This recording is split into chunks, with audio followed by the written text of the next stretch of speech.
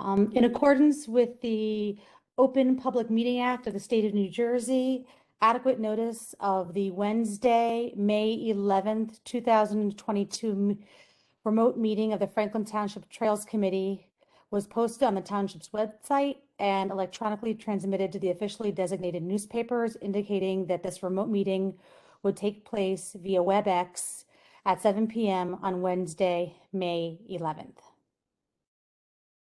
Awesome. Okay, you want me to do the roll call? Please. Okay, Vanessa Jones. Present. See you. Anne Marie Orlowski. Okay, Chuck Martin. I saw him. There he is. Okay. Jim Kolagowski. Here. Mark Fortin. Here. Christopher Gonda. Present. John Herling. Here. Okay, and I know Tom Lewis is not able to make it tonight. Is Anna on? I don't see her. Let me just check the attendees. I don't see her, so maybe she'll come in a minute. I just got a note from Anna saying that she wouldn't be able to make the meeting, so. Okay, okay. And Mayor Kramer. Yay.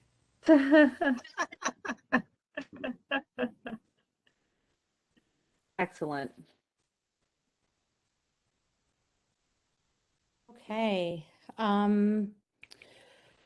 We have a motion to approve the April 2022 minutes. I move that we approve the minutes. And a I'll second. second it. Thanks, John. Any discussion? Yeah, we're excellent. Yep, no typos. Thank you. Good. Okay. All in favor of approving the minutes? Aye. Aye. Any abstentions? I abstained since I wasn't here. Oh, Chuck, yep. Anybody opposed? Okay. Public comment? Let me see. I don't think we have anyone from the public, but let me just double check. I just checked in a minute ago. No, we have no one in the public. I put Diana in on the public. Oh, okay, okay. Since she's listening in the next room, so. So she's member of the. Since that happens, so. Won't cause some disruption. Yeah. There you go. Oh, so they can hear you. Oh, yes, we can hear you. Uh-oh, Oh, no. better be good now.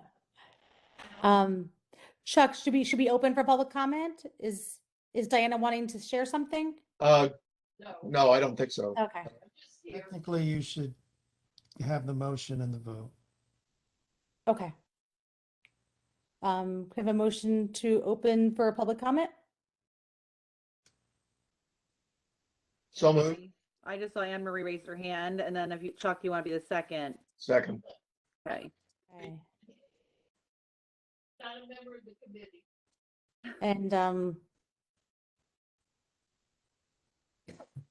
And there's since there's nobody to share public comment, Mayor Kramer, is then essentially we would just close it, correct? I'm trying to follow what you just said. I hate to be the Robert's Rule nerd, but now you call for the vote and then you can motion to close. Yeah. What are you voting on though? That's where I'm lost. Do you have a motion and a second to open to the public? So now you have to vote on whether you want to open to the public or not.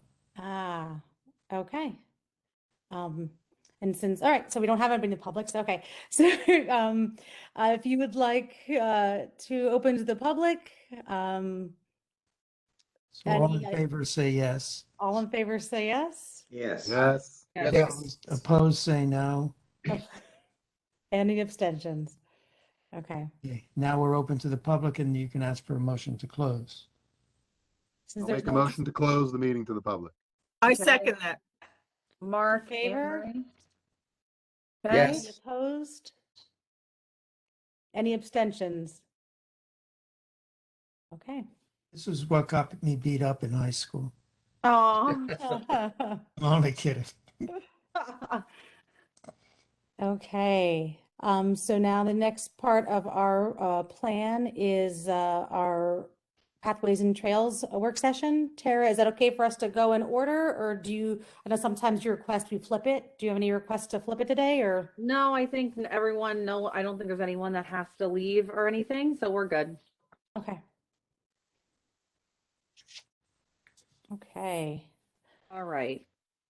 So Anne Marie, you're on the time. 45 minutes, Okay. starting. So, got it. Okay. So what we can work on tonight is we have to finish up working on the assets and obstacles and the GPS mapping project, which is on the agenda, but it's kind of looped into this as well. I can update you on because we need those maps completed for this Pathways and Trails plan. So just to give you the update is that our IT department has been working hard with getting the youth center opening, which is May 14th. So AT said that next month he plans to have quite a few maps to show us, but he did show me what's been done so far, just so you know. So let me share that. Good amount of stuff. So this is the map that he has and the dates that they were done. So there's been a lot done, and Inman, I gave him everyone's feedback about Inman from the last meeting, so he'll make those changes. And this is what's been done so far, like what he has data for in the system to turn into a map. I know Chris, you had a do you like to be called Chris or Christopher? Either way, it's fine. Okay. You had asked, I know, I think he was planning on going to John Clyde. Has anyone, or who did John Clyde? I thought Mark had done some, or was it Vanessa? No, I didn't do the John Clyde Grasslands. Mark, did you get a chance to get out for that yet? Do what again? The GPS mapping? Oh, no, I haven't done the GPS mapping thing. Okay, so, and Chuck, you didn't do John I, Clyde. I thought that was something that was just if you wanted to do it and volunteer for the pilot project, we were doing it. But this is Yeah. like, is this like everybody's doing it for our assigned areas? No, anyone can do it. There's no, you don't have to do it at all. It's just we are using the maps for our Pathways and Trails plan. And Christopher had asked, you know, he just didn't want to duplicate any work. So that's just, if no one's done it, then Christopher, you can go out and do it. Okay. Yeah, and when I checked the map today, I wasn't sure if anything was assigned, but you can see it looks just like this, and you can see where the mapping has been done and hasn't been done. So just based on the gaps, I figured I would visit John Clyde this afternoon. So it hasn't made its way onto AT's version here, but it is in the map when you open it up on your app on your phone. So you'll Perfect. see what's done and what hasn't been done. Okay. So these maps, as we finish, they're going to be used as trails maps, obviously, for the kiosks and for our website and things like that. But they'll also be the updated maps that we use in our Pathways and Trails plan. So that just kind of gives you an update on where we are with them. Because the sooner we can get them done, then we can get them in the Pathways and Trails. So that's that. And then Chair, a quick question. Yep. Do we need to do, Yep. do we need to do like 6 Mile Run or some of the county, you know, like Colonial Park, or should we do those as well? We talked about doing that, and yes, so I had discussed it with Bob Warnlocker about should we be doing, you know, properties that are not ours, like the county properties, and everyone seems to be in agreement that yes, if we can do it, we should, because we can share the data. It is in Franklin Township, so it's not gonna, you know, be detrimental in any way. So yes, so if we can do those, we should do them.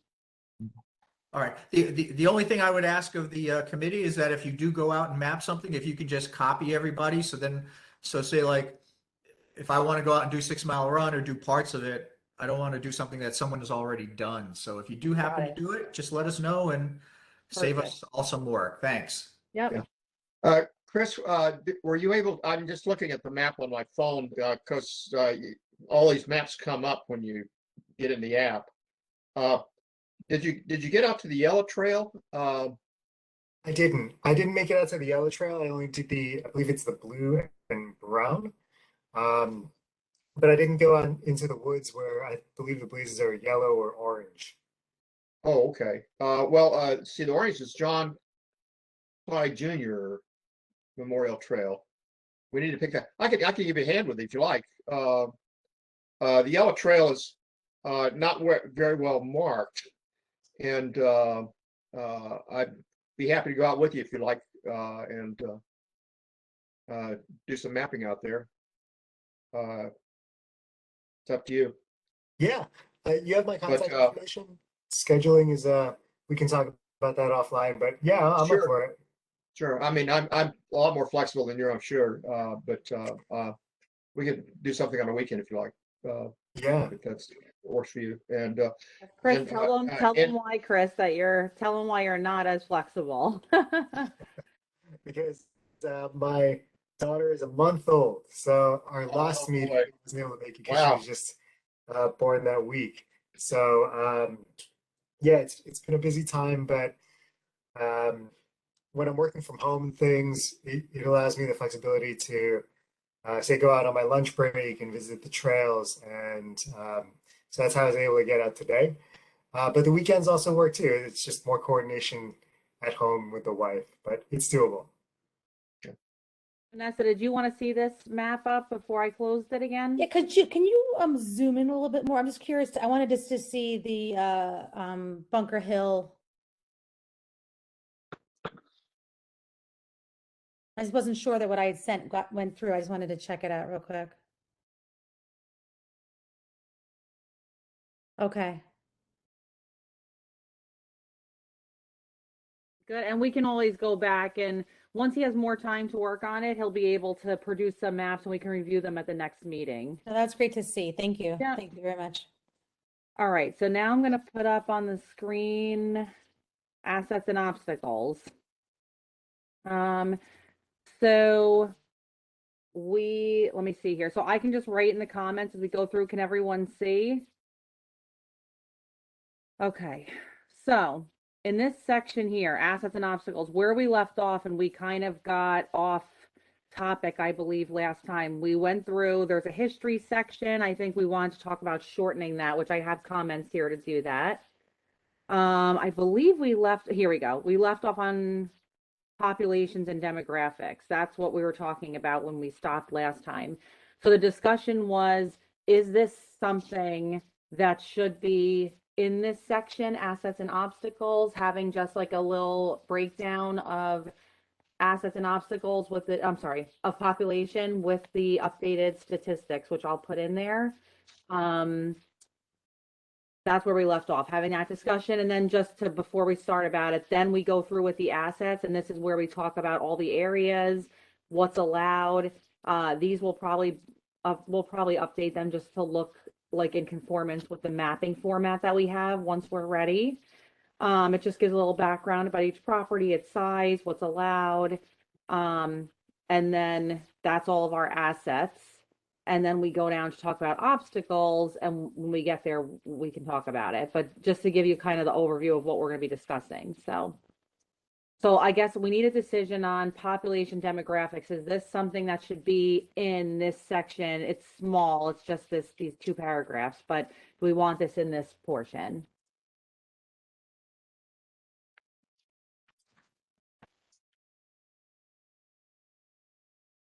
Are you referring to the pie chart? No, I think it's just I think when we left off last time, my notes basically say I don't think we could come to an agreement. Does it belong in here? Is population demographics something that should be in this, pathways and trails plan at all? And then more specifically in this section. Right, and I think this is similar to the history conversation where we were kind of thinking it's valuable but not required, not Right. like something that has to be, but we saw some value in it. So I'm imagining this is going to be a similar conversation for us. Do we want to keep it simpler and not have the demographic information in it, or do we want to have those details included? Can you go I mean, to I- that section, Tara? Yeah, it's up on the screen. Can you see? Are you able to see it? I have it up. It's just it's 1, 2, the pie chart, and then. Yeah, I see that, but I thought there was Yeah. earlier one that was talking about the history of the township. Yes. The history Mm. at the last meeting, we went through that and we decided the thing was, it was going to be shortened in some areas and clarified, but kept in. Okay. That's where we left off there. So population demographics, just I guess to give you my reasoning for putting it in when I put it in here, was that we're talking about like what assets do we have? So our population, we need to look at our assets. Does it match our population's needs? And in terms of demographics, specifically people with disabilities, age-related issues, do our assets meet the needs of our population? So that was my thinking when putting it in there. Not that it has to stay in there. I think that demographic information is crucial to the report, because say if we're going for federal funding, they are going to ask about that information. Right. And a lot of the information that's going into the plan can be essentially copied and pasted into whatever those grant applications are. Say if you have a SAGE application, they're going to ask for that. And they might even ask for things that are more in depth. So, I mean, if we want to consider elaborating more on racial equity issues and things like that, they, maybe asking more about income, etc. But population and demographics, I think it's absolutely necessary at the least. But should we put it in this section? Because I think the wording is a little tricky because people might observe the demographics as an obstacle as well. Right. Right. So maybe just changing the title of the section. Because Yeah, I can not see how it is yeah. valuable as a resource, as an asset. Yeah. Okay.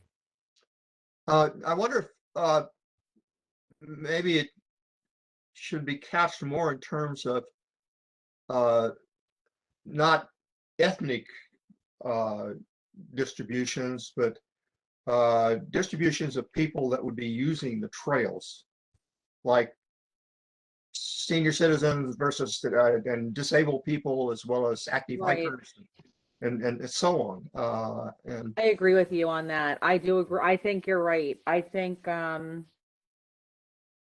so can I just get this straight, Chuck? So are you thinking, which is I think what I'm thinking, we don't need information about the difference in ethnicity or racial breakdown, but we definitely do need it in terms of like abilities and age.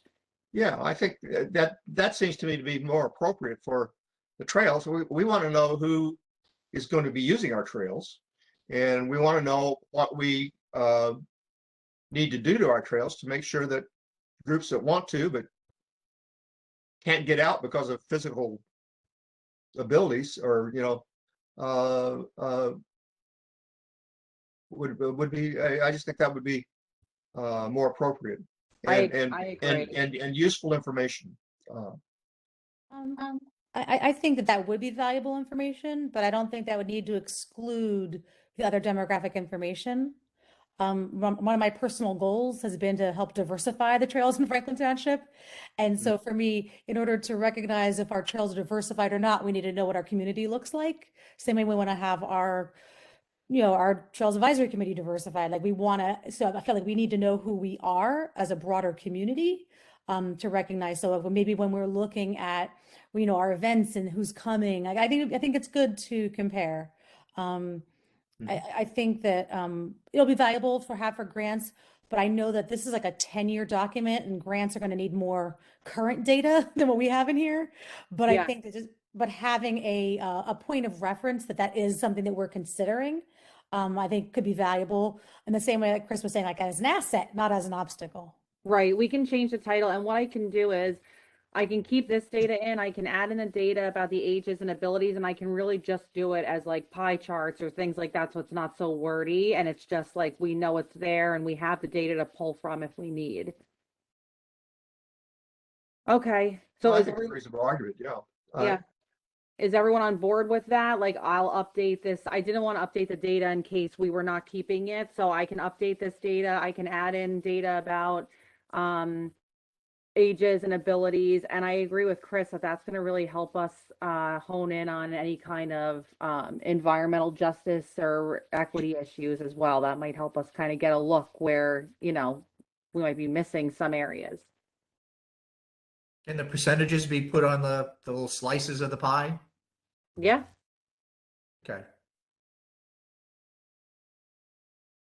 I mean, I can make charts. I can make it like a, yeah, absolutely. I think we should show that. Okay. Is everyone okay and on that and with moving forward to the next section? Yes. Okay. All right. So I will update. Oh, let me write a note for myself. Now I will update. Okay, got it. All right, let's move on then. Did I skip something? No. Okay. Assets. So this one is kind of straightforward. Basically, it says the following describe the existing trails in Franklin Township. So this is a section that was already in the old plan, and it basically describes each property, gives a little information about, what's the acreage there. If I have a little background on how we got it, what's allowed there, are there any connections that are made, any like notable points. Basically put a description in here, and then under it, this information comes right from the trails maps, which is just a trail usage chart that shows like how long are the trails, what's allowed. These we're going to have to update based on our trails mapping project. If we change any colors or we added something on, we can update those. But a lot of this information comes from the old plan, and there is some new areas we have to add. So I guess the question for this area is, does everyone still like presenting the trails assets like in this way, like paragraph chart of usage? Is this still work?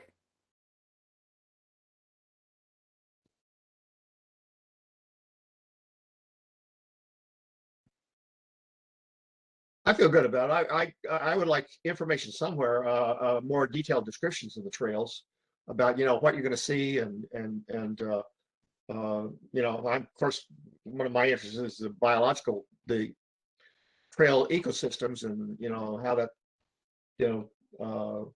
what people would see on the trails from that point of view. Right. And so you did say that at the last meeting, you and Anna, and I have a note here, add in information about plants, animals, and birds, insects most seen in open spaces and trails. Anna has the information. I was wondering though, and we can talk about it now too, should that be a separate section, or should we be incorporating that into each trails section? I would like to generate detailed descriptions of each of the trails from my perspective, from a biological context, whether it's in this document or whether it's in handouts to the trails or something that but I think it's information that we should be able to provide for the public that wants to be on the trails in some way or another. Is it good, I guess, to put in like a paragraph or two in each section here that says like on this trail you will most likely find, and here's like obviously not an exhaustive list, but a list of some of the more prominent birds and flora that you will see there, and then maybe we can even put something in our goals that in the future we want to put together a more comprehensive document. Yeah, I could see it either way. It just really depends on what way you on this particular document. But for example, let's say the Yellow Trail at Butler Road. I think it would be a nice description to say that you start off. The trail starts off in a grove of hickory and walnut trees and passes along the east side of 10 Mile Run Stream, and at the midpoint of the stream, you could cross the stream, and on the way to the midpoint, you would go through a grove of red cedar trees, and which is habitat for many types of winter birds that are resident. And when you cross the stream, you go into an upland forest, which is mainly hickory beech, walnut, with number of very old trees, and returns to Butler Road, where you can connect with other trails in the area or something like that. Okay, so I'm just like taking a note here just for my own, so I know like kind of what we're looking for. This is just an example. I just want to get it down before I lose it. Okay. I'd be happy to just sort of generate a description and send it to you if you like. And you can talk about it that way at next meeting if you like. Yeah. So what do you all think about something like that, like putting in information about that along with the assets?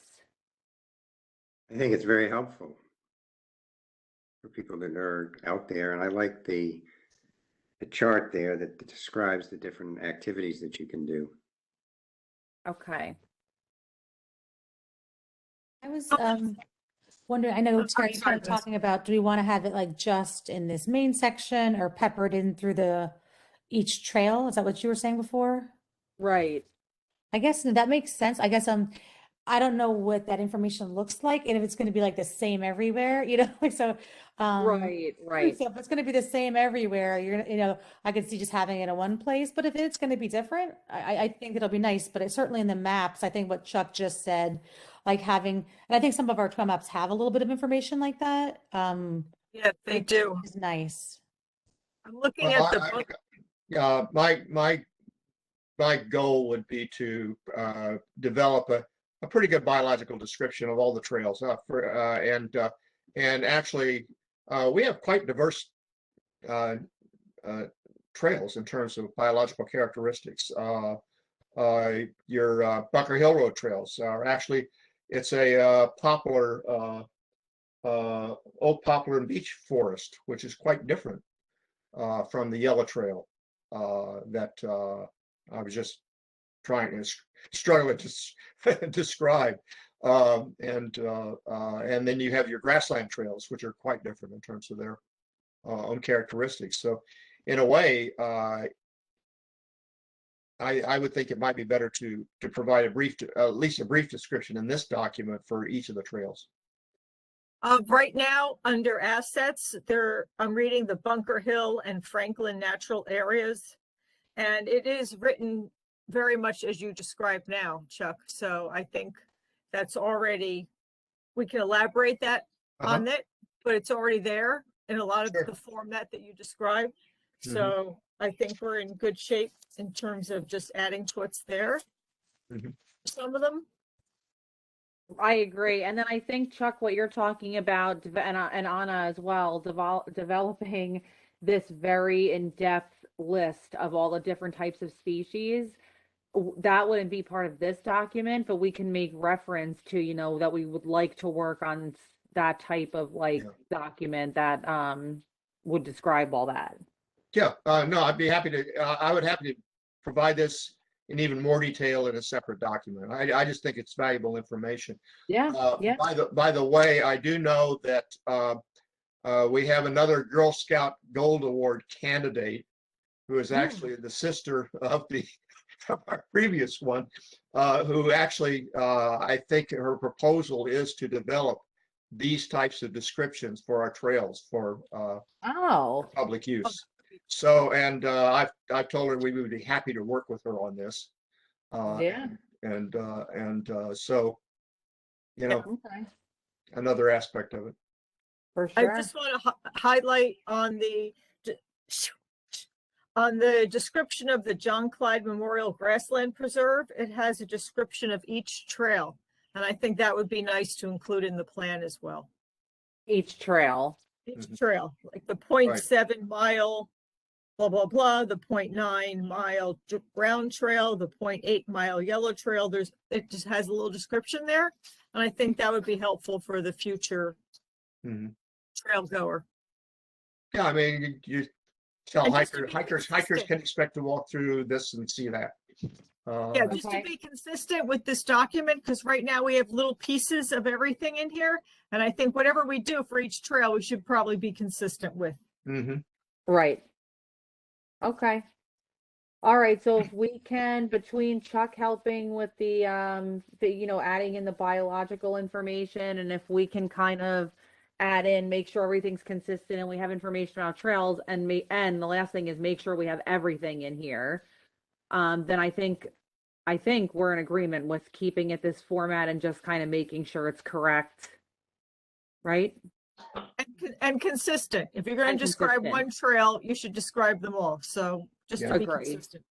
Yep. Fair enough. Okay. I haven't like carefully looked at all of our current trail maps. Do they, I mean, I'm assuming there is a description in each of them. I know some of them have them. There is not for Inman, there is not really one. Middlebusch Park doesn't really have one, but our new trails maps can have one. And if we have the language good in here, we can actually just take it right from here and, use it for that. And I Yeah, think and that's a great, yeah, I'm sorry, Vanessa. No, go ahead. I think that's great, especially if you're describing each trail. Yeah. That would be wonderful to have it in the trail. Yeah, Okay. and I'm just thinking Chuck might want to Chuck, you can always don't forget to look at what's already in there. That Yeah, might be some good sure. stuff. Yeah. I mean, there's a lot of good stuff here. Let's Okay. use it. All right. So let's see here. Okay. So there is information about obviously 6 Mile Run here in Colonial Park. I have here that we have to add in, I'm just gonna move this here, add DeMott Lane Path, because that's not listed here. The Van Cleef Bike Path, we can add county paths along Amwell Road. Is there anything anyone can think of off the top of their head that we're missing, or you can always let me know, as you think of it?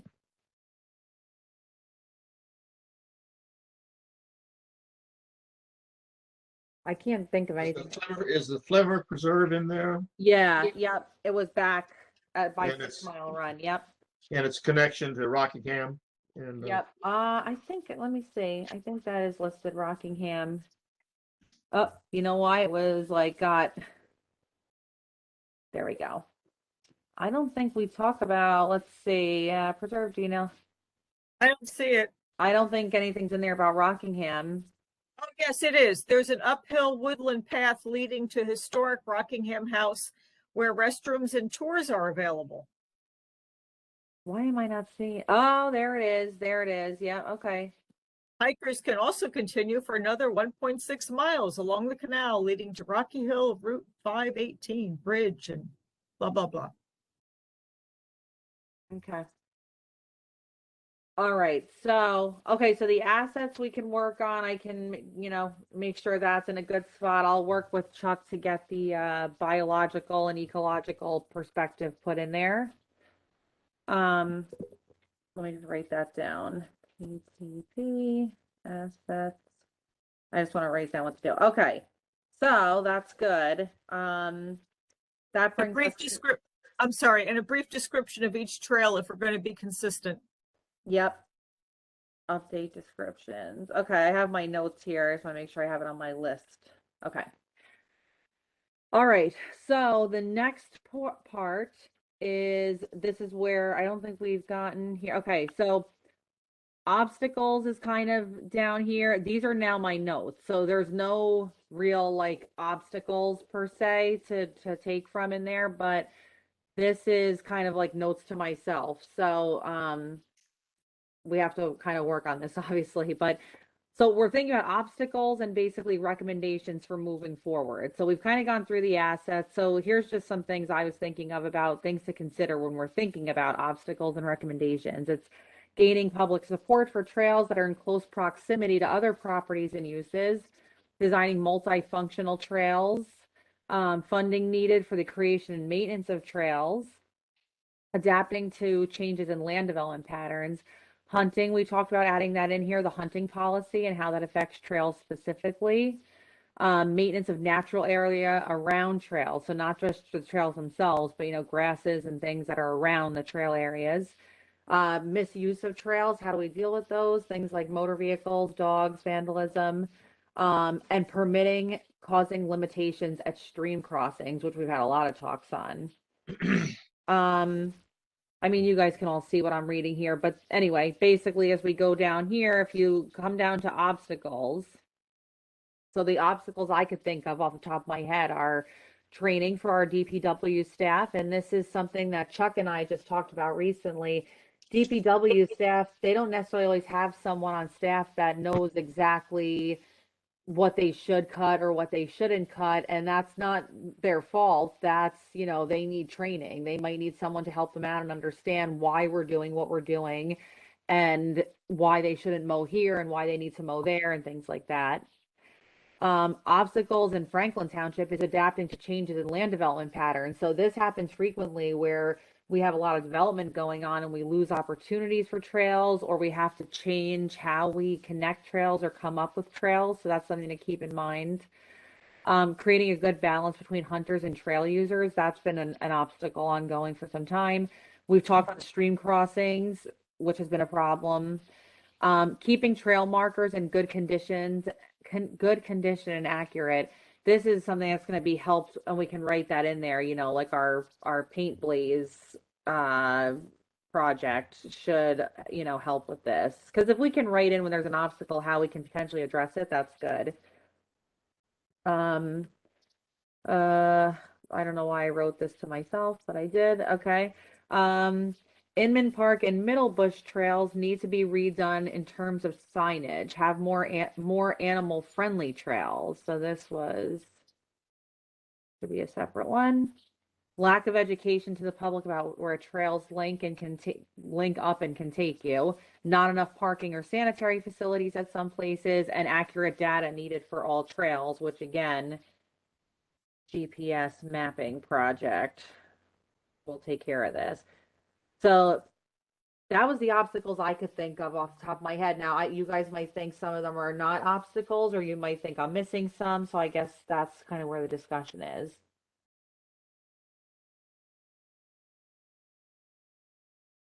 So what do you all think about training for DPW staff? Why don't we start there? What's the thoughts on that?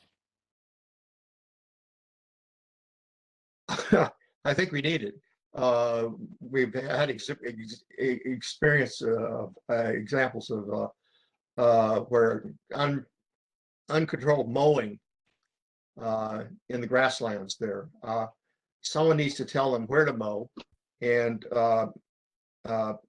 Public Works needs to actually tell us when they're going to mow so we can go out and tell them where to mow. One of the issues really is that, you know, Public Works does not keep us informed, or does not, I don't know if they even want us to be out there when they're doing things. And it's a lot of it's just, you know, letting us know their schedule. And I realize that they are an organization that they do a big job. And I think by and large in the township, they do a really good job.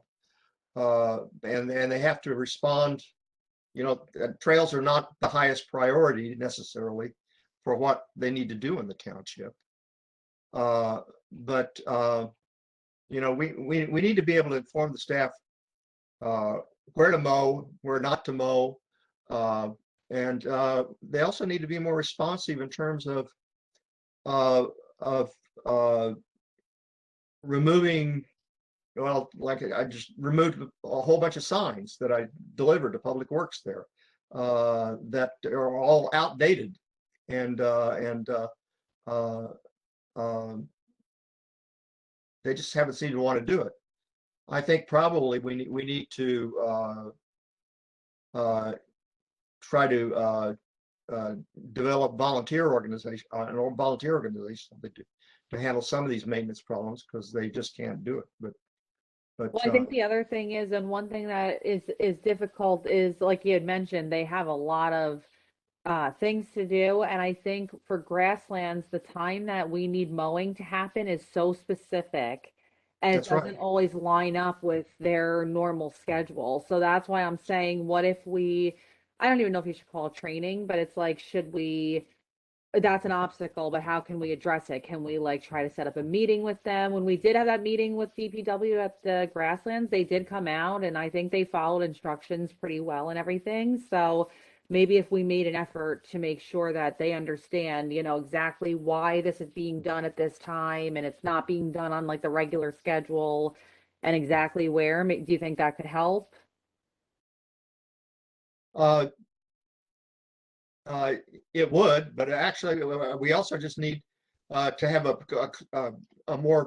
closer and friendlier connection with public works, so we can go and help them, when they have the opportunities to do these procedures.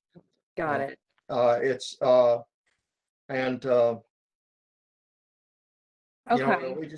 we just need for them to, I guess, be on our side. But I realize, fixing a pothole has a higher priority, on a public highway has a lot higher priority in this township than trail mowing should have. I mean, that's just Right. makes sense, but we need better help with able to coordinate these activities. Okay. All right. So is everyone on board with keeping that in as like a potential obstacle and, recommendation about how to make it work? Maybe Is there any thought entitling it, about, go ahead. it may be entitling it communication with DPW staff instead of training. Yeah. Yeah, fine, that's great. It might be more palatable. Yeah. Got And it. it's so hard because, most of us, well, we're describing communication. Right. Yes, you are. So I think that's key. Okay. I feel like communication and criteria. I feel like I'm kind of hearing both of those things, like what our criteria is, what we're looking for, and how we're communicating that. Right. Yes, that's right. Okay. So we need to okay. So communicating the criteria is important. Okay. All right. Okay, got it. All right. Then we have adapting to changes in land use patterns. So this is just something that really kind of plagues New Jersey is our land development pattern is difficult sometimes. It doesn't always, uh-huh. Could you make this a little bit bigger, the font? Oh, the gosh, picture? yeah, Thanks. sorry. Perfect. It doesn't always allow for like optimal trail connections or open space preservation. So it's difficult. I don't even know that adapting is the best word. But basically it's like the way that, so at the last meeting, we presented some site plans and we decided we're going to like go through those as they become available. That's something that we can do to kind of like work within the land development patterns that are happening, kind of figure out like, can we get a trail in this area where development's happening? Are we thinking more of what we were doing last time, a site plan review? Yeah. That there? Yep. Because I think that was just such a key piece of what we were doing last week and so important. Right. Oh, so how to phrase that in terms of an obstacle. Okay. It's not, it's not like, so it's like our land development of our potential open space lands are, it's always, there's always a threat of development basically in New Jersey, especially. And it's kind of like, how are we working within that phenomena, basically, to make sure that, we can get trails in where we can instead of just being like, well, that whole piece of land is gone. So I guess adapting kind of works, but we can always think of a better word. The next one is creating a good balance between hunters and trail users. So this is something that everyone has wanted to, there's so many competing thoughts when it comes to hunting and how it should be done in terms of our open spaces and trails. So I guess, yeah, our hunting policy, we know our grasslands, as you all know, we close them down for firearm season, which is January 1st through usually around February 15th. They're completely closed to everyone but hunters. From a hunting perspective, that's, of course, the hunters prefer that because they feel that they can be more successful and that they don't have to worry about, noise or safety issues. In terms of trail goers, we do get people that are concerned about why are they closed during that month, and it's about a month and a half. So yeah, so that's the competing issue. So that's an obstacle, but I don't know if it's one that we can fix obviously now. Good obstacle, though. Yeah. You know, I just, before we get too far, adapting to changes in land development patterns, could we put something in there? An obstacle is knowing what's going on and becoming informed or something like that regarding adapting to change, because we're not only adapting to changes, we want to be proactive. Timely information, yes. Yeah. Yeah.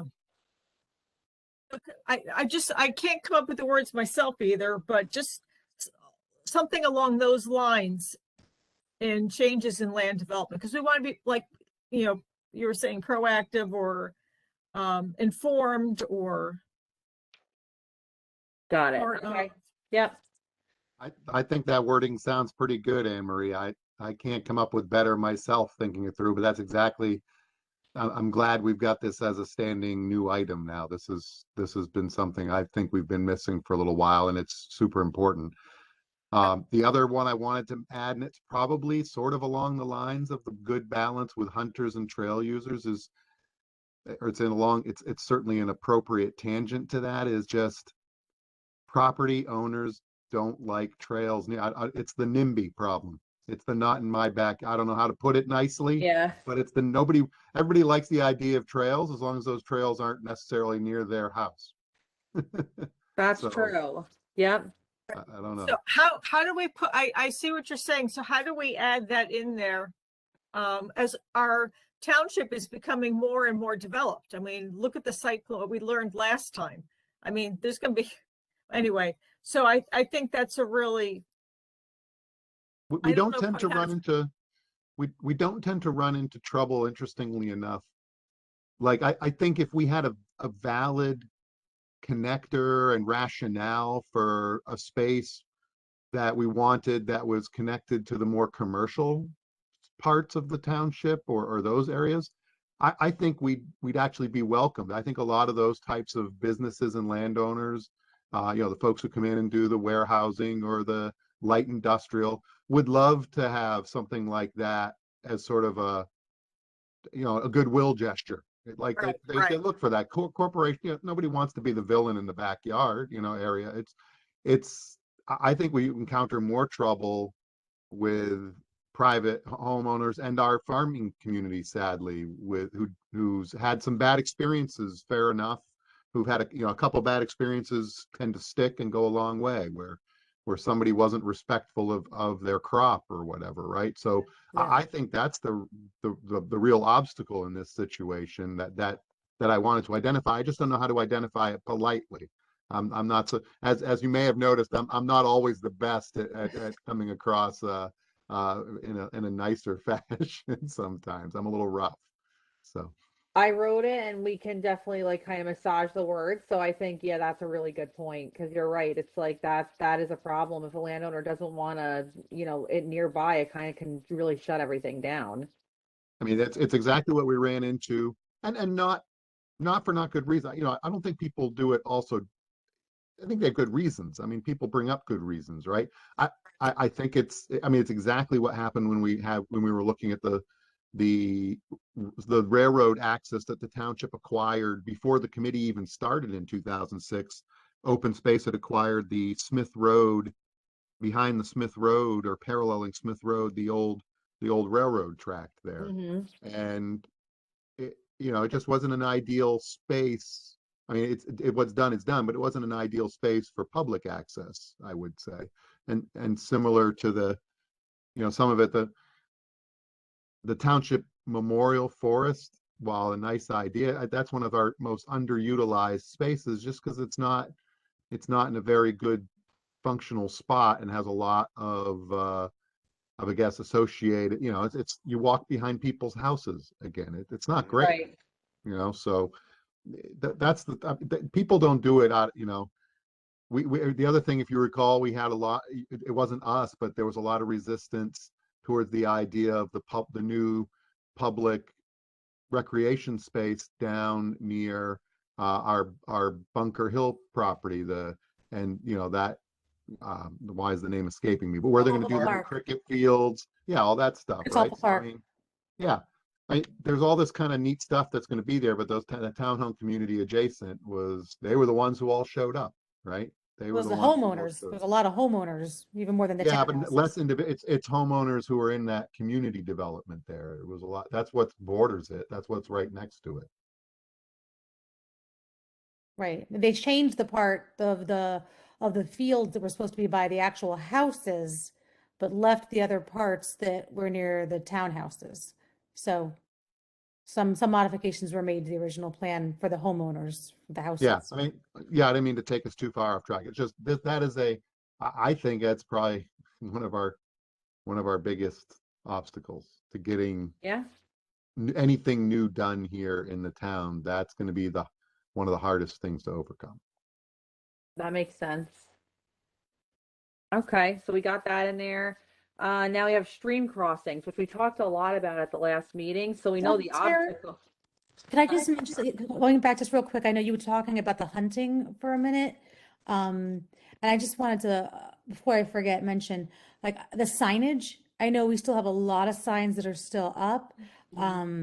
And I mean, I'm finding signs dated, 5 years ago, things like that. Oh, And I just want, I saw one sign, at Bunker Hill, that had like the months and not the dates, Mm-hmm.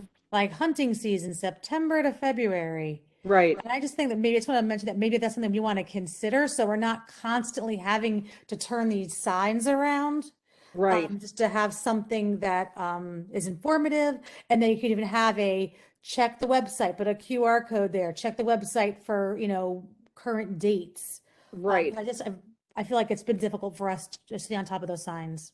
Yeah, Well, I agree. actually, I've been taking down the metal hunting signs on all the trails. I think I got them all with the last one today, in fact, and I've taken them over to Public Works and given them to I think the fellow's name is Yuri, who is in Okay. the paint shop, and I noticed that I I missed one and I found it today and actually took it back, and all those metal signs are actually stacked outside the door in the back of the sign shop there. But and I talked to Yuri, and he was saying, oh, all you need to do is just contact us, send us an email, and we'll go pick them up. And I just had to say, well, that doesn't seem to be the way it works. Right, right. And I also pointed out that a lot of these signs are that are stapled on the trees. We're finding when several years have been stapled on them, or even 1 year, we're finding bark beetles hibernating under the signs. So we're trying to take all those things down, and basically, I think our most effective plan is probably to just use volunteer activity to do it, particularly with the signs that are on the trees and so on. But it's not a difficult task to take those metal signs off of the fences and whatever, and just transport them over there. It's not, I mean, it's something I can do or anybody else could do Mhm. very quickly. All right, thanks. And it Thanks, just, Chad. I just don't like the idea of outdated information being displayed, among other things, as well as, a lot of information in fine print that refers to dates that are outdated, Right, right. with a big bold sign on there saying no public access on the property.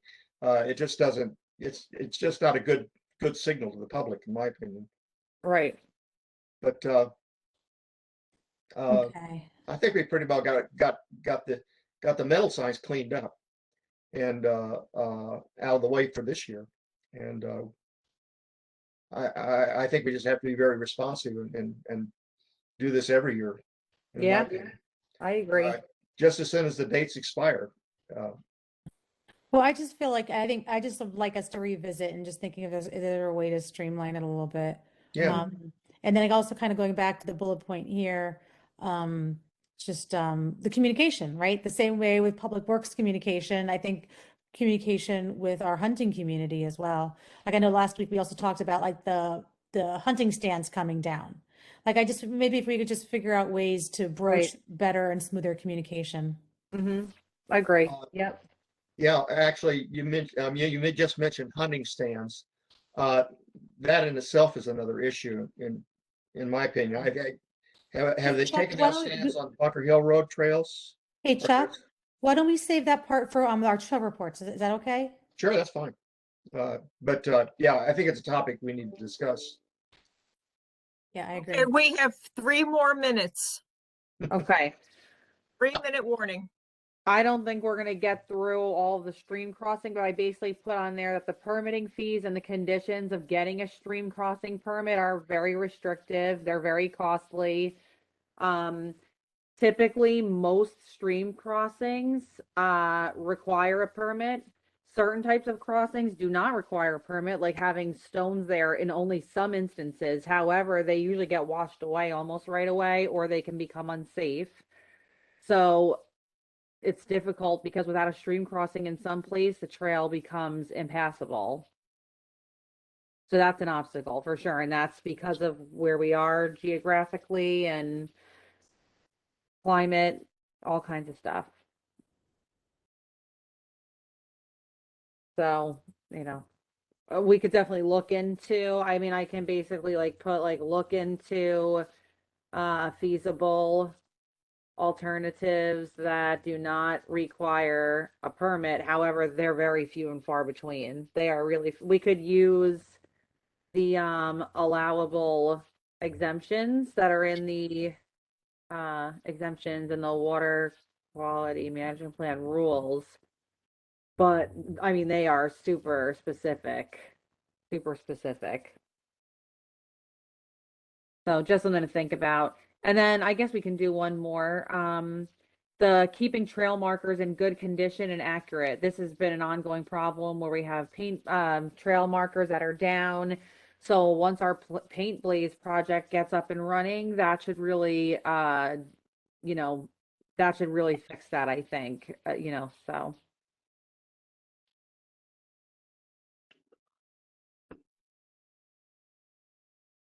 So that's, do you want to stop there or? Do you want to say anything about maintenance of interpretive signs? Or Yes. does that that is fall a under good any one. other category? No, that's a good one. That's a good problem. No, of maintenance of interpretive signs. Yeah, thank you, Chuck. That was a good one because they're in bad shape. Yeah, And just the kiosks in general too. I don't know where that falls, but just like all the signage that's in the kiosks. mhm. Signage.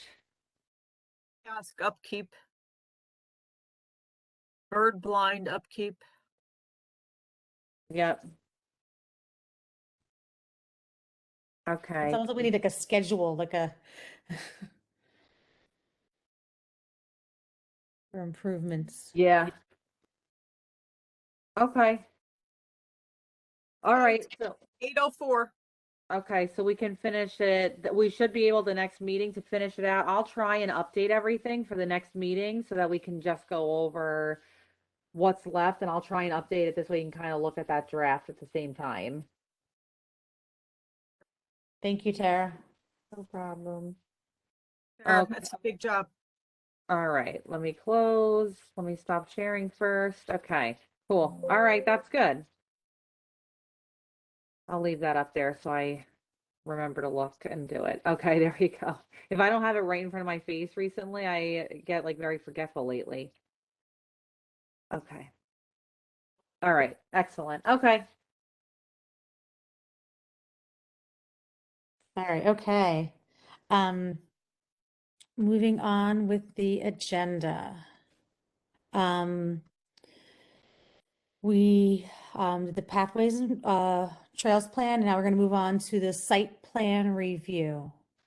So the last month we did quite a few of the site plan reviews. So the environmental commission, I review for them. I think I told you, and I would bring those plans because those are the ones before the planning board and zoning boards of adjustment to you every month.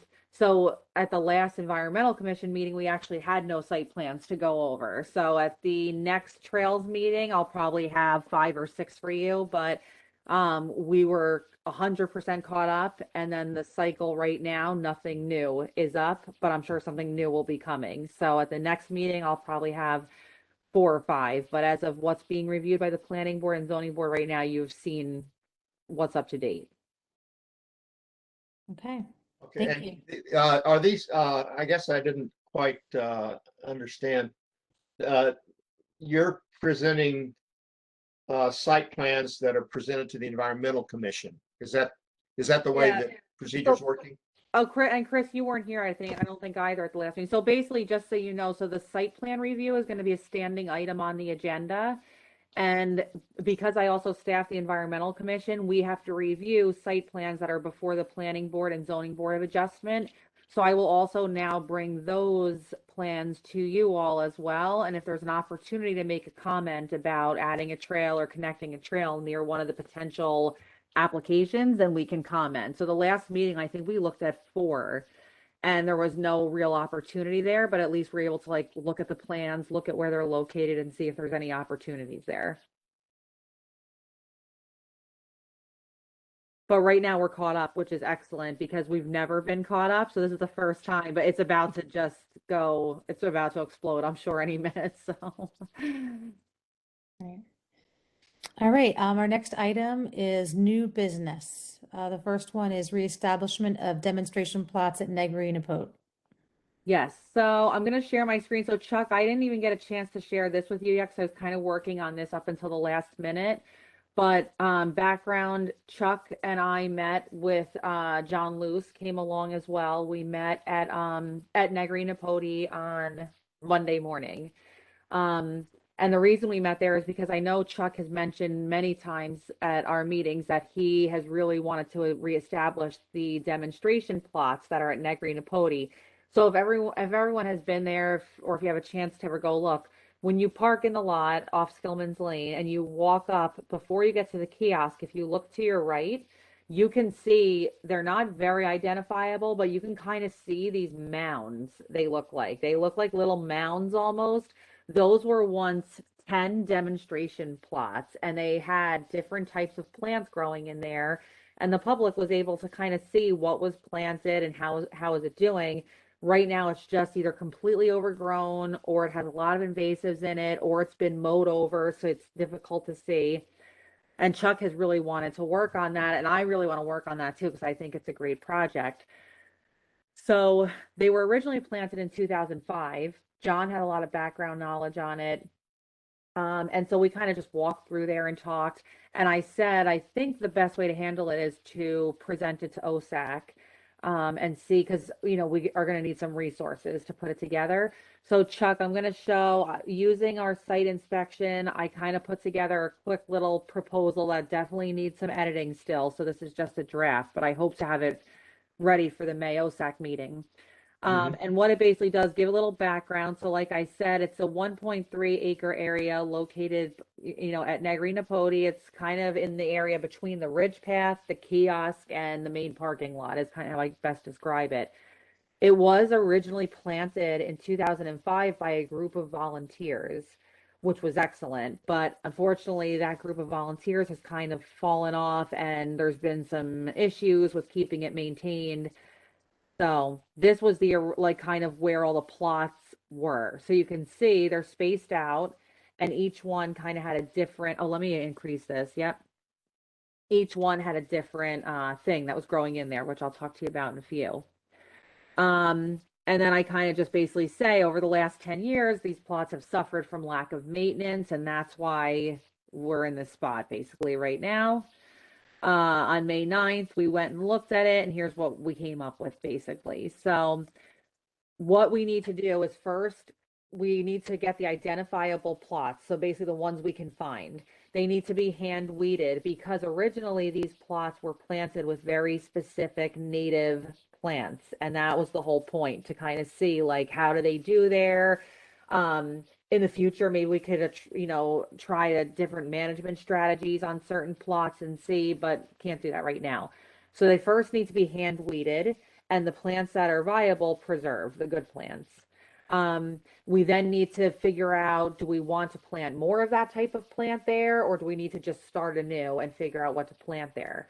So the thought was that between John, Chuck, and I, we could probably do 3 plots on our own and use that almost as like the springboard to show like, hey, look how great this would be if we could get all 10 going. So the thought is this: plot A, which we're just going to say as you walk up the path, is the first one you're coming across. It has a lot of knapweed in it.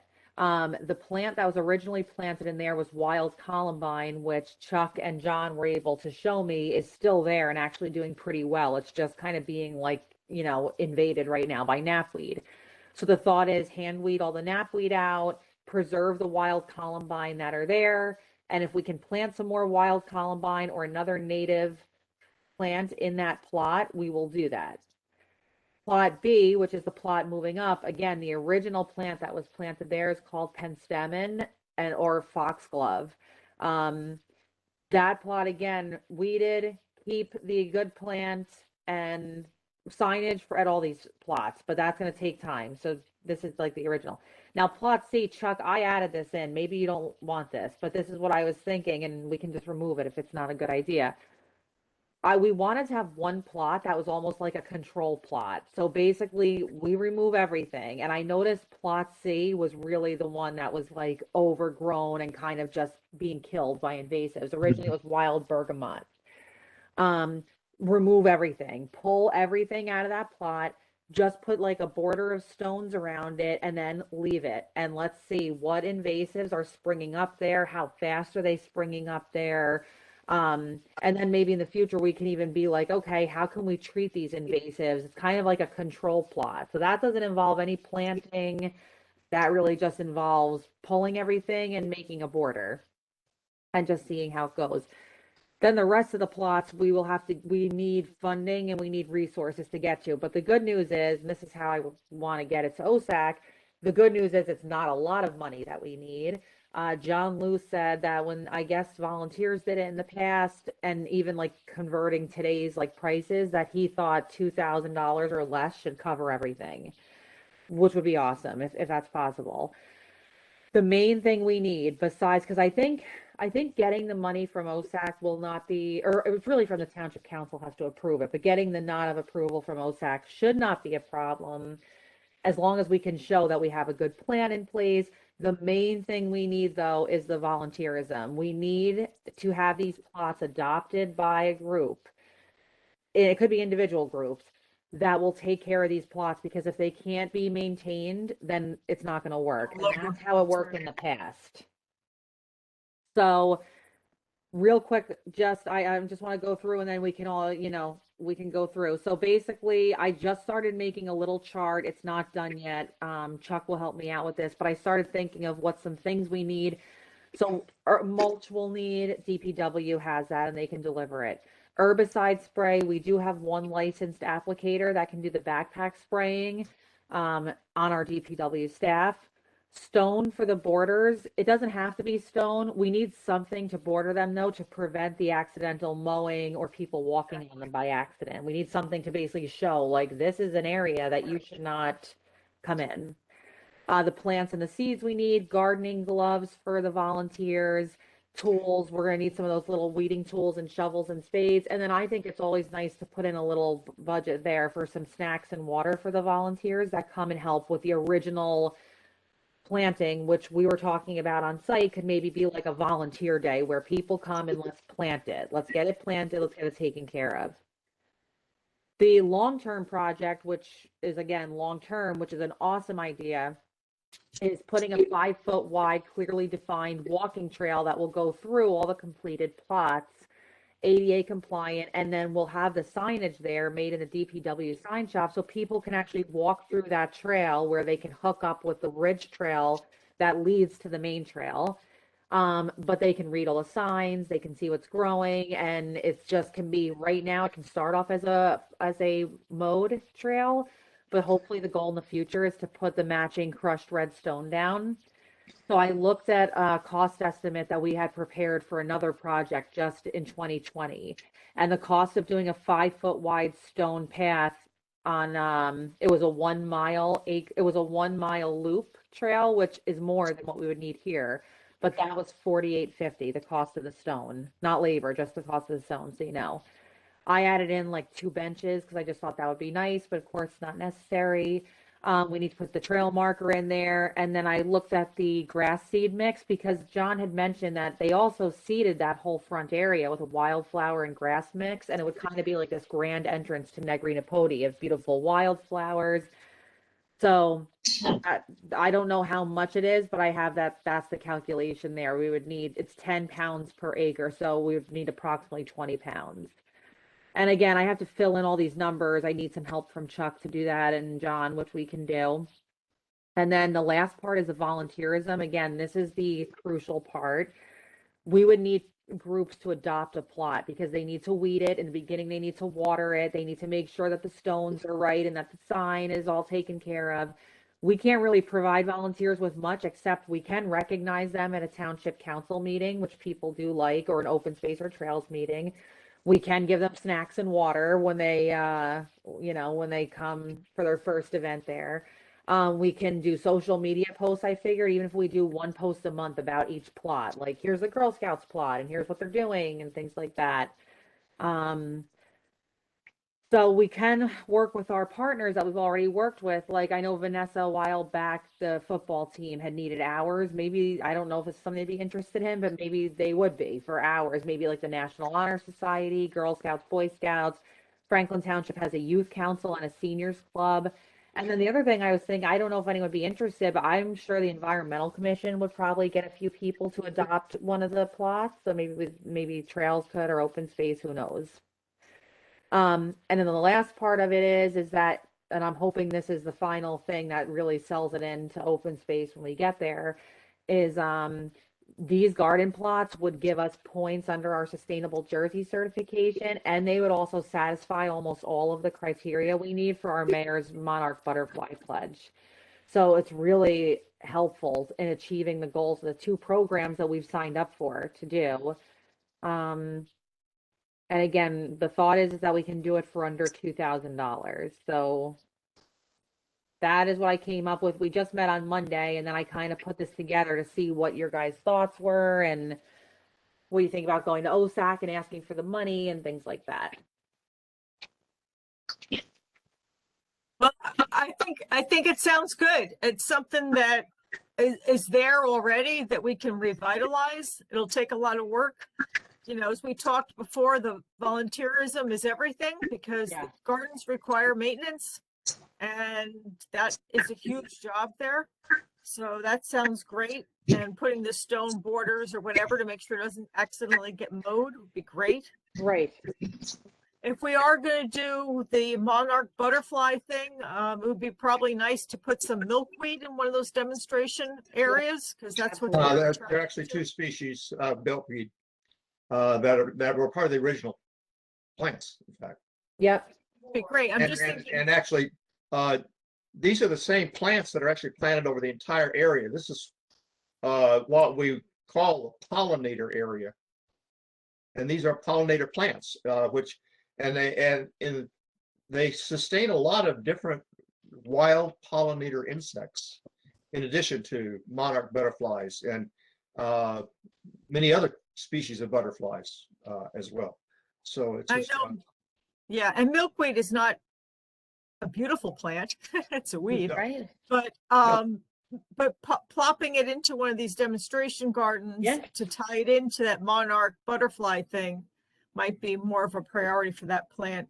And Well- finally, I'd like to help volunteer also to. Awesome. Well, you know, Anne Marie, now that you said that, I just had an idea also. So say, you know, these Girl Scouts, a lot of Girl Scouts come to us with projects that they need. If they would be willing to adopt a plot, maybe they can do something about monitoring. Like, do they go at a specific time each week, and can they find monarch butterflies there, or evidence of them, or whatever? Like, does it, maybe that's a project. I'm sure someone would be interested in a project like that. But that really is the key because Public Works cannot, and they really shouldn't have to go to, that's Right. not really part of their job. But if we can get like even a commitment, I think some of our committees might be willing to do it. Right.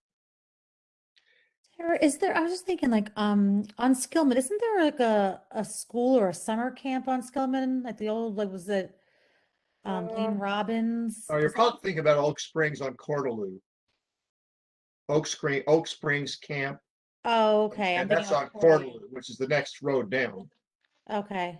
It's a private camp. Yeah. I was thinking of maybe like, because so it's still, even if Corley was pretty close. Like, Right. I wonder if they might be interested in Hey. weaving that in with their summer program, Yeah. Yeah. adopting, Yeah. adopting some plots. And I think, Chuck, I think you've mentioned in the past the master gardeners, haven't you? Yeah. Yeah. I think Tara and I both contacted Master Gardeners. We have not gotten, they've expressed interest in the initial phone call, but we haven't heard from them since. Okay. As well as the Rutgers Environmental Stewards, but Yeah. maybe we need to persist on this.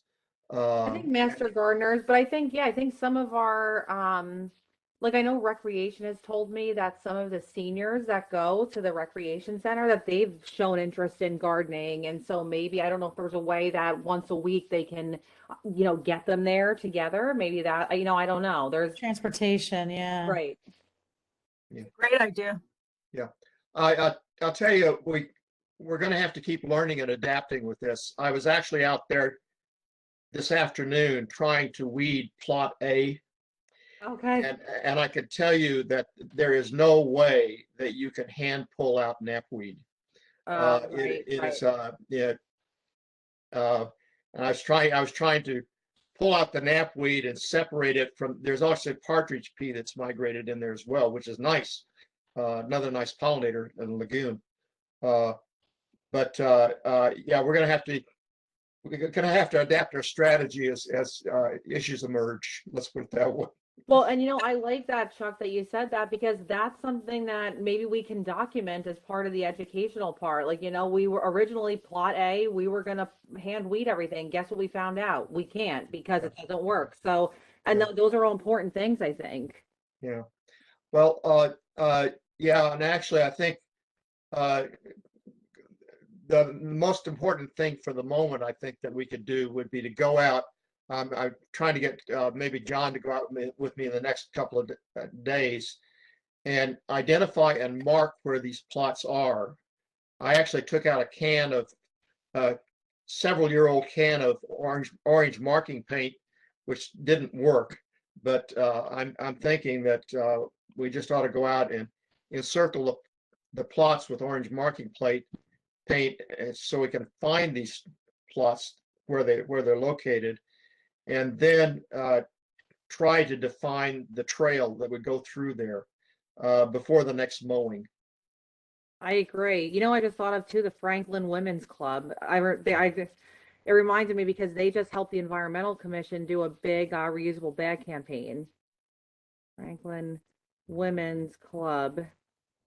And what was the other one I said? Oh, National Honor Society. I don't know. That's going to be the key, though. That is going to be the key. I think so, yeah. But this will also inform us in terms of trying to restore not only our pollinator plot, which is heavily, the surrounding area is heavily infested with knapweed and with hardwood invasives, and this will help inform us in terms of how we can proceed with that as we move ahead. So I guess the question is, if I can get these figures filled in with Chuck's help and anyone else who I will probably have to reach out to figure out, are you all supportive of me presenting this to OSAC at the next meeting? Or do you want to think about it a little more? Or, there's no rush, but I shouldn't say that. I shouldn't say there's no rush because there is a definitive time for planting but I think probably this year we're looking at the 3 plots, right? And then really getting a whole volunteer day organized around this and making sure we have the volunteers ready and things like that. It sounds good. It sounds good. Let's go. Yeah. I think And it's like a I- really solid plan, and you have your head wrapped around everything so far. So I think it's yeah, it's absolutely worth presenting. Okay. And I think we just need to proceed with caution as far as if we have the volunteers or not, right? You know, Right, right. because that is the hard part. That, and yeah, and making sure I agree. I agree. And who's going to be like the coordinator of these volunteers? I guess probably me, I would assume. It'll probably come through, my job to make sure that the posts go out and things like that. But all really open space and trails committee would kind of be the, if I needed feedback or had questions or what I did, that would kind of be, but the coordination, doing like these posts and stuff on Facebook isn't too difficult because IT helps me with that. So I don't have to like manually do that or anything, but I know I once we had garden beds at my school and it was like volunteers. And I finally got a volunteer to oversee the volunteers because it was just so much work yeah. to make sure the Yeah, volunteers it would come is. if they weren't coming, who's going to water your plot, so we might even want to consider that. Consider getting a Yeah. volunteer to oversee the right. volunteers. You're right about And you that. oversee Yeah. that person, that kind of a thing. Yeah, that's a good point. That is a really good point.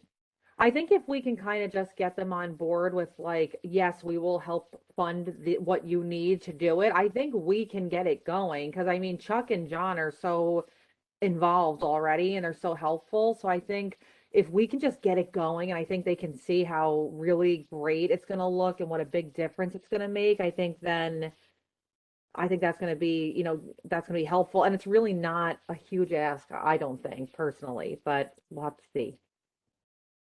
I've wondered quite a bit about whether what the value might be of trying to establish something like a Friends of the Franklin Grasslands organization, maybe first through a Facebook page.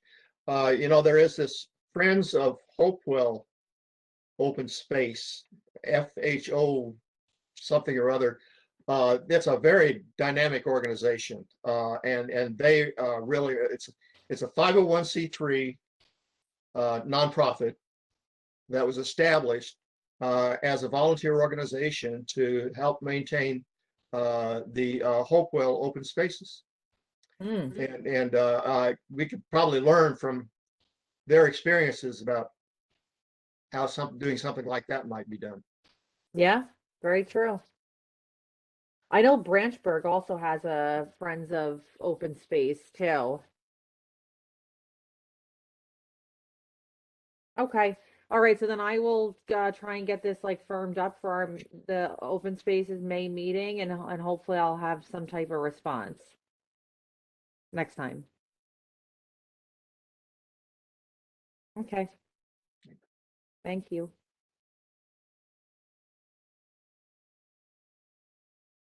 Okay. The management policy for dead trees. Management policy for dead. I think I just left this on, Chuck, because last month I had mentioned that you were interested in researching that, and I gave the background as you saw in the minutes. So, oh, and I'm sorry, wait, no, I did have something to say about this. So remember at the last meeting, I said that we talked about there was a hazardous tree inventory done, and I was trying to find out, or I would try to find out how that was done and by who and all that.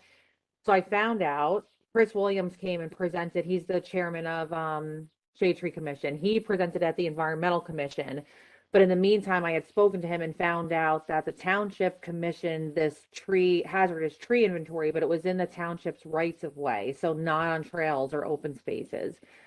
There is an arborist that is on staff with CME, and that is our engineering consultant. So of course, if we were to ever use them, they would charge us, of course. So we would have to really kind of see what that involves. But that tree inventory, now again, it was on the township's rights of ways. It took a long time and they ended up tagging, I want to say like, I don't even know, I shouldn't say how many because I don't really know off the top of my head. They tagged the trees that should be removed with a GPS kind of chip. And so as DPW, I guess, or whoever we hire can get to them, they can kind of locate these trees and take them down. So that is something that would be great for the trails eventually, but I'm sure that it must have cost, I haven't gotten the details yet about, you know, what that could potentially cost, but I did look into that and that's what I found out. Thank you. So Chuck, we'll keep working on this, but as Chuck mentioned, you know, he's kind of researching like what's the best way to deal with a dead tree and where should it be placed and how should it be cut, and that's all important things to know. Yeah, it's just, we have a unique situation in a way because we have a lot of very big ash trees and they're all dying from emerald ash borer. And when these trees die, they die in a bad way. When the emerald ash borer infects the tree, it affects the wood in such a way that actually the wood breaks apart and shatters. It's not, you know, it's not like you get something strong like an ash axe handle or an ash baseball bat. Literally, and if you go out in the woods, you'll see these ash trees lying on the ground, and they're just shattered in pieces. But yeah, the problem is that many of these ash trees, as they're dying, and we're going to lose all of them apparently, they fall across the trail and get hung up in a tree and one end, so they're actually at an angle across the trail, and then eventually they're going to break apart and shatter. Some of them are actually quite in precarious positions. There's one at the Marsh Trail behind the Environmental Center caretaker house that really looks like it's about to fall. And and there's another one actually on Yellow Trail in Butler Road that is going to get that way. It's hanging over the trail right now.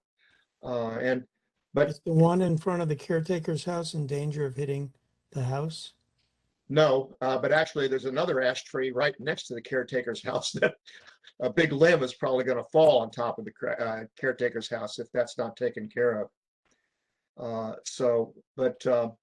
Tara, can you let Bob know about that? Yep, absolutely. Yeah, I mean, the main problem I see with the trails is that Public Works really doesn't seem to be equipped to do it. They apparently just have the capability of going in with very large machines, and you get a lot of disruption of the trail by doing that. And the other thing is that a dead tree on the forest floor is actually an important part of a regenerating forest. It's not like we should go and clean up these dead trees and take them away.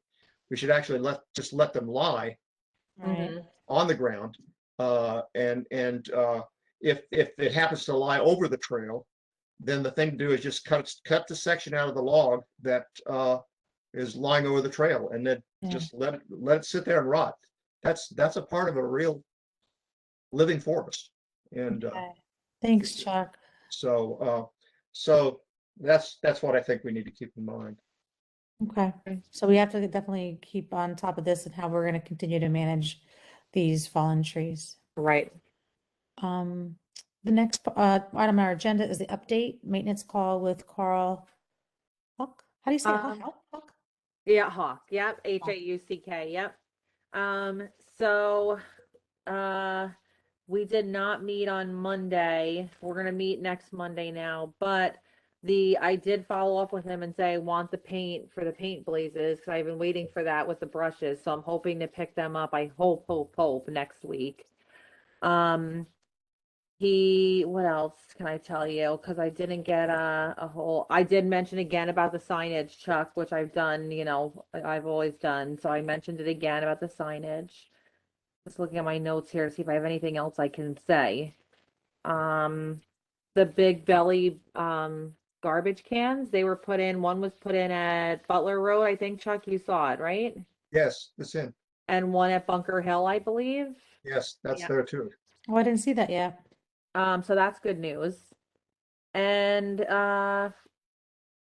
they said, okay, so for the summer work, they're hoping to, get out there and get, some of these maintenance issues taken care of. So they're still hoping to get some more summer workers.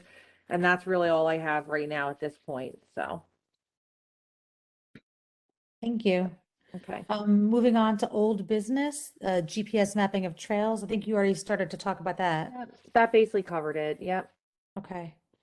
And trail walks, walks, yeah. National Trails Day. So I for National Trails Day, so I created the flyer for National Trails Day. This is it. I'll zoom in so you can read it better, but just to give you what it looks like kind of from a distance. This picture was the winner of the Negri-Napodi area from our trails contest in 2020. I like that picture. I think that's a nice one.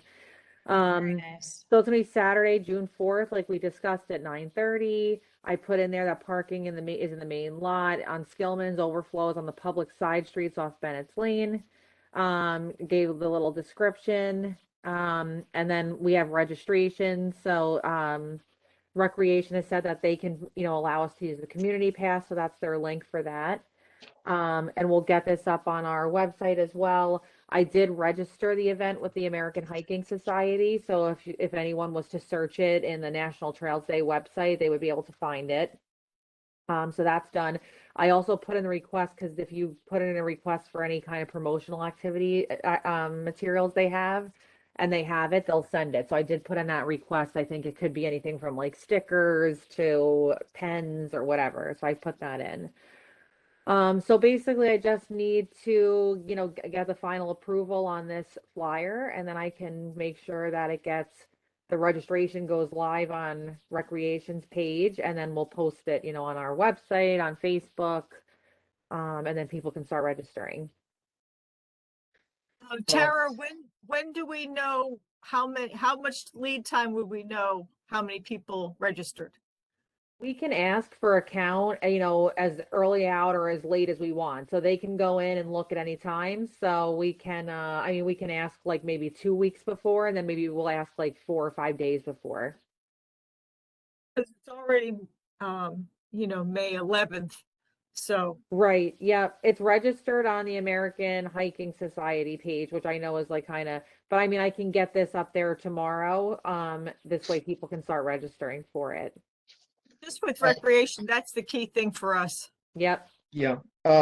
This overflow parking on Bennett's Lane, that I don't think that's going to make a lot of sense unless we actually have people there. If you enter Negri-Napodi at Bennett's Lane, it's a 2-mile hike to get to the parking lot where the event's going to be scheduled. So I think we need to do something different with respect to that. I was thinking about that, and you're absolutely right. If they come in through that entrance, they're going to be totally lost. Right. So I look at the flyer, and there's 2 events going on. One is, I guess Chris is going to lead that one with the shorter interactive walk. I think you mentioned Chris was going to be involved with that, with the birding. No, I don't know. No, the shorter walk is for like the families, so that really is more of recreation doing that shorter walk. Okay, recreation is going to do that. Okay, I just didn't know. Yeah, recreation can send people. They said they can definitely send people, and then one of you guys, I think, is going to lead the longer walk. So I was thinking what we could probably do is, if there's going to be a couple of us, we could do a longer walk from 2 points. One would be from people who park on Bennett's Lane, who are going to get lost if they are not familiar with it. And the other one would be someone just to take them in from the, the Skillman entrance kiosk. So maybe we could just do 2 walks. It's a good idea. I mean, if you like, I could sit at Bennett's Lane and just take people on a walk from there if you want to couch it that way. Yeah, that would be great, Chuck, because that, as you know, when you get in there, if people start futzing around and going to the right or the left instead of straight through, that could, you know, they could be in there for a while. Yeah. Yeah, Should I well, put that on the flyer or should I just leave it as is and then whoever goes to Bennett's Lane just will go with Chuck, or should I note I- that? okay, well, I guess we could, Yeah, just leave it as it is because, you know, we'll just take care of it either way. Okay. okay, I think maybe we need a sign to put at Bennett's Lane saying event starts here or something like that. Yeah, you need a sandwich and, board or something. Yeah, I that actually event went out, sign. when I just saw this, when you posted it a couple of days ago. And I went out there, to look at the Bennett's Lane, among other things. We have the best patch of poison ivy in New Jersey along that trail. Oh, And, no. I went out and looked, and actually, what's interesting is I didn't see much there. Small plants, so I think the trails are in good shape. It's really wet there right now, though. Yeah, And, it is. we may have to do some fixing on one of the little bridges there.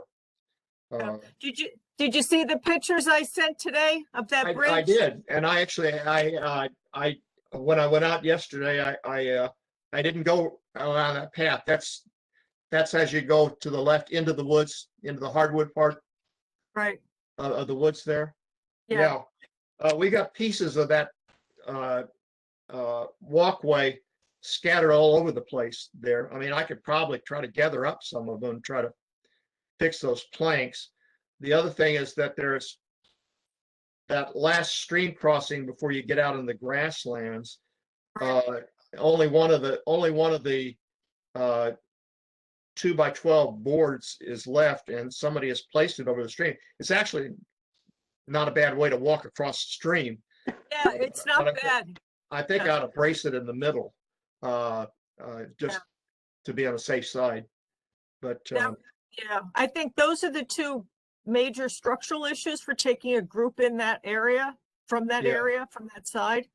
mhm. Um, Well, I think we can work on it. I don't think that's a big issue. I think the trail should be dry enough by June 4th that, yeah, I hope, I agree with you though. I mean, last time I was out there was, you know, I did finish my mapping of that area and boy, was it wet out there. You can see from Yeah. the photograph, I have my shoes and the, yeah, you I bet. mean, it was.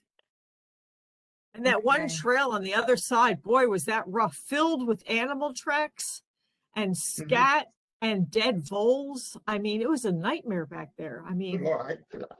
I'll have to I go and wouldn't take a want look to at take a group of kids out there. It was just, Yeah, it was just anyway. nightmares. Okay, so yeah, so let us know if there's any other help, like, you know, as far as with the boards or anything. I don't know, how else Well, we could pitch in. Yeah, who can help that day? Who's going to be available to join us on June 4th at 9:30? I'll be there. Vanessa, Chuck, anyone else can help? All right, just let us I can know. be there. I can be there. I'll have to get back to you on my availability. Maybe I'm Okay, Bennett's thank Lane you. with Chuck. I may be able to participate, but I don't think I'll be able to help. I have some company in town and I may be able to bring them with me to participate, but Come on down, Mark. Nice. yeah, just it'll restrict me on what I can do from help wise. So. And if Okay, anyone great. has any other thoughts about where we should take them, how long should we take them out for? Like, there's the smaller group that Rec is going to do with birds and stuff. That's cool. And then there's the larger nature walk. And now we have two nature walks going on, one from Bennett's Lane, one from Skillman. When you have done it in the past, I mean, I know the Firefly, that was a separate total issue. I mean, how long should we take them out there for? I know it's weather dependent, but hopefully not a hot day. Oof. But what are your thoughts? Take them out for like a 45-minute hike, a larger group, or what are your thoughts? Yeah, I think, you know, we've kind of, like, you know, I wouldn't do more than 2 miles. You know, I think you want to keep it in that window. I feel like that's a nice multi-age. Like I think when we did the Franklin Park, you know, we did the cliffs and back, So it was like, a little 2.2-ish, that kind of a thing. Yeah. And that was okay for the kids. I wouldn't, go too much further with the kids, but yeah, I think like I hour, think an hour and a if- half is okay. Okay, that's helpful, because I think if rec is gonna take them for the shorter interactive walk, that's where most of the kids are gonna be. So I think there might be more teens and up, hopefully, for a longer walk. And what we probably do, just the periphery, that would be good. Perfect. Hey, Tara, I Because was the gonna, wooded area at that end is not too much fun. Tara, I was gonna say for the flyer, is it too late to add the Parks and Rec logo? No, I don't think so. Nope, I can do that. And I was thinking, we should come up with our Trails Advisory Committee logo. Like, it'd be nice to have our own, like, even if it's one of our signs that we're phasing out, like what we have on the hats. Yeah, actually, on this last walk that Anna put together and did with her, I made up name tags that basically said Anna, Franklin Trails Committee, and then had the township logo Oh, cool. on it. Okay. And I wonder if that might be a good thing for us to have, in addition to Oh. wearing our orange hats. I like that Yeah, I extra think person that's now. great. Do you have more of those, Chuck? I can make them up for you if you like. I would love that. I think we all should wear it. Yeah, do To you? identify ourselves. I'm not sure I have any more of these plastic inserts that have a clip on them. Okay. Maybe I could probably get some. I have some too. And I and see. and we have quite a few orange hats just sitting in the basement there. So just let me know what you need. Okay. Okay, sounds good. So the next item, we have the fun run at Middlebusch Park.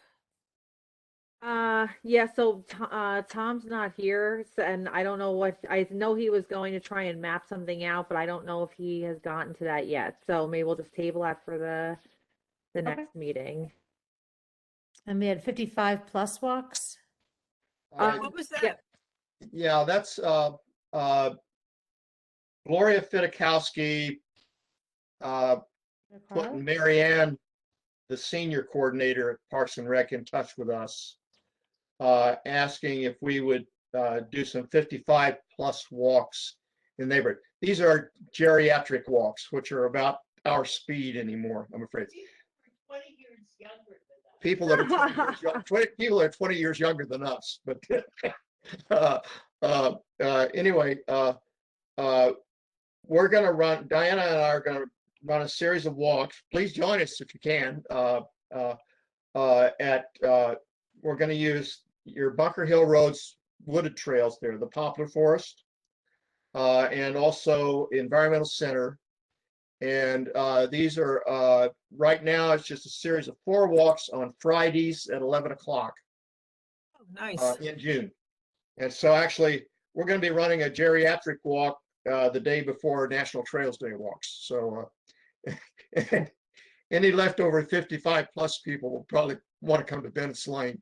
So I wonder if we could make a document, Chuck, that has like, just like for our trail hikes. So maybe we could have like a Google Doc that we have just listed, like the different ones. I know the ones that Anna had done, these that you're doing, or the ones we schedule at our meetings. yeah, Maybe just to help us keep track of, what's Yeah. going on. So, since we don't have the dates Yeah. on here, maybe we could just put them on a document or something, just to share. In case, because I know I forgot about the dates that Anna had. yeah. She's done a number of them.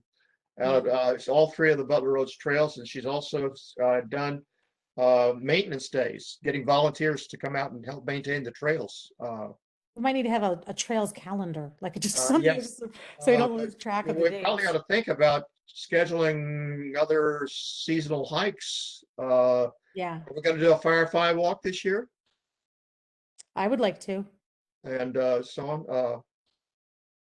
Maybe we ought to start thinking about that. Is there anybody, so I know Chuck, I know you're interested, I know I'm interested. Anybody else interested in hosting like, hosting a hike on their trail or a different trail sometime between now and, September. I'm happy to do it. One of the walks that I know we talked about doing, which I still think would be great, and I can help arrange this, is doing like a trail, like a trail safety walk with one of our police officers. And I know the police officers in the Community Relations Bureau, they've had an interest in kind of doing something with trails or open space too. So maybe doing some kind of walk where a police officer walks with you and kind of explains, like, not. I guess it kind of be called like, I don't know if calling it trail safety is the best thing to do, but kind of just like, be aware of your surroundings. Here's how to look at like trail. We could talk about how to follow trail correctly and things like that. Okay. I was on the towpath on Monday off of, was it off of Blackwell's Mills? Yeah, off of Blackwell's Mills. And there were like two big police vehicles parked there, like by the entrance. And so like I was like, I'm still gonna go. I'm still gonna go, Right. And I went up there, and then probably like a half a mile or, 3/4 of a mile down, I ran into two police officers, and they're like, I said hello. They're like, how you doing? And I was like, I was doing okay. I'm a little worried seeing you. And they're like, no, just get Right. our steps in. Just get our steps in. So that was Uh, nice. And it made me think of this idea to have a hike with them too. that I think it would be nice, Yeah. Yeah. Chuck, maybe you and I can connect offline about coming up with some dates, Yeah, that we want let's, to put on the let's, calendar. let's work on that. Yeah, that'd be great. I do like the Um, idea of the safety piece, because I think a lot of women are hesitant about getting on the trail sometimes because of safety reasons. And, there was a lot of incidents going on last fall. And I was actually at the Sourlands Mountain, and I had gone there for my birthday hike by myself. And I got to the parking lot, and there were these women hanging up, posting signs of a perpetrator, and who had been attacking women in Dukes Island and also in the Delaware my. Canal. And I was talking to them, and of course they would only give me a certain amount of information. But it is really something to be aware of. And I think something like that with a police officer would be very helpful, because that perpetrator is still out there. I know. Yeah. I know. Our friends on the park staff are quite concerned about that assault down at Carnegie Lake that occurred recently as well. And those signs posted about that as well. They were talking about different incidents now with different perpetrators, and Well, I thought you were referring to that one, actually. no, this was last fall. This was Last fall, November yeah, 16th. that was That was- scary. That was the third event. It was the same character, same MO. He attacked 3 women, different spots. And he did in the afternoon. Is there a pattern? Well, that's why the prosecutor's office was involved. And the Somerset County prosecutors. They were, and I don't think you're right. I don't think they ever found him. And the scary thing was, one time, I think one woman was attacked while riding her bike. And then one time, it was all up in that wooded area by Duke Island Park. And it happened both times there, I think, right? Or was one on Well, the one of them- path? Yeah. One of them is definitely there. One was in the Right. canal. I'm not sure Canal. where that area was. Yeah. But they were in that parking lot posting, like Yeah. And it was Pretty it was in daytime. That's really the only pattern. it Yeah. was the afternoon, Yeah. around 3:30. And I think he was using a weapon, but the 2 prosecutors would not tell me what what the specifics were. So So yeah, that's all somber note, but safety would be helpful. right, for sure, being aware and best practices, and because we don't want to scare people off of the trails, but we want to present them with an approach that can be the safest for everybody. Stewardship of Grasslands. So the prescribed burn did not happen because there was no weather days that worked that the fire service could come out for. So the prescribed burn did not happen. The deadline for that's April 30th. So no prescribed burn is going to be happening this year, at least. when Chuck and I were out at Negri Napodi, we said this is something we're going to have to talk about again once the nesting season is over, which is like right around the beginning of September would be a good time. So I don't know if that's going to include a whole nother mowing, just portions of mowing. I don't really know yet. We're going to have to see what happens over the next few months. But the prescribed burn unfortunately didn't happen. The good news is that both properties, both grasslands were mowed in their entirety. So they're not in bad shape right now, but just we're gonna have to come up with a management plan to address that. Thank you. Our last item is updates on trail conditions from committee members. I think Tara, I think there was some graffiti I had emailed you about a few weeks ago, just like on the fences, in the Yes. parking lot. Yes, I forwarded that to Carl. Okay. Thank you. The toilet got removed from Greggstown, Good. the dump toilet. Great. That was an interesting shtick. Public Works was notified, what, a month ago, and then the last response we got after saying, when are you gonna get rid of it? When are you gonna pick it up? Tara was told that, no, we gotta notify the police first. Which is fine, but if we'd had the information a month earlier, it would have probably gotten removed more quickly. Other trail updates. And now you already, and Anne-Marie, you already shared yours. Yeah, Okay. and Chuck has more up-to-date information on Greggstown than I do, so. Okay. All right, if there are no further trail updates, can we have a motion to adjourn the meeting? So moved. Do you have a second? Second, All in favor, say aye. aye. Aye. Any Aye. abstentions? Any opposed? All right, thank you all, and we'll see you next month.